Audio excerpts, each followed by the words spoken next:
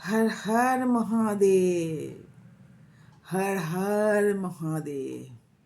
সকলে ভালো থাকুন। তো আজ এক যোগী এসে হাজির হয়েছেন। দুয়ারে এক যোগী, বিশাল তার চেহারা, জটা জুটো ধারী, গলায় রুদ্রাক্ষের মালা, তারপরে নরমাথার মালা। কি করবেন? কে এসেছেন? ভয়ে সন্ত্রস্ত হয়ে আছেন। মা যশোদা দেখা মাত্রই দরজা লাগিয়ে দিয়েছেন। এ আবার কে এসেছেন? আমার লালার মনে হয় বড় বিপদ। সেই বিপদের আশঙ্কায় দরজা লাগিয়ে দিয়েছেন। বারবার বাইরে থেকে লোক আসছেন। মা, দরজাটা খোলো, লাল্লার সঙ্গে দেখা করতে এসেছে কেউ। এক যোগী এসেছেন। কোনো মতে দরজা খুলছেন না, আমার লালার নজর লেগে যাবে। যে পৃথিবী চালনা করছেন, যার হাতে এত অস্ত্র থাকে, যিনি পৃথিবীর তার হাতের মুঠায়, বিশাল বড় তার শোয়ার আসন, যিনি শুয়ে থাকেন বিষধর সর্পের উপরে, হাতে থাকে সুদর্শন চক্র, গদা পদ্ম, পায়ের কাছে থাকে শ্রীমাতা লক্ষ্মী।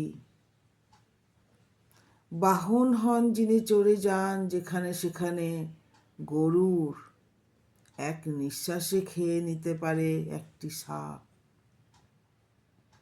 তার কিসের ভয়? ভগবান চিৎকার করে বলছেন, কিসের ভয়? নারায়ণের আবার কিসের ভয়? মা তো ঝগড়ায় ব্যস্ত হয়ে পড়লেন। তুমি যোগী, তুমি দেখা করতে এসছো, আমি দেখা করতে দেব না। নারায়ণকে কেন ডাকছো? শ্রীকৃষ্ণ শুয়ে শুয়ে বাল্যলীলা করছেন। কিসের ভয়? ভোলেনাথ, তুমি যে আমার ভেদ খুলে দেবে, আমার মমতা বন্ধ হয়ে যাবে। আমি মমতা পেতে চাই, জানো না? আমি মমতার জন্যই এত দূরে এসেছি, স্বর্গ থেকে মর্তে।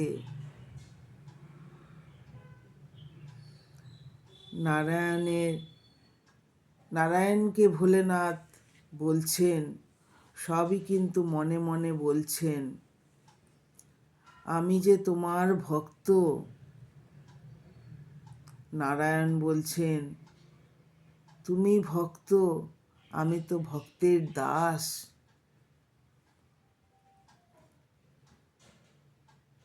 ভক্ত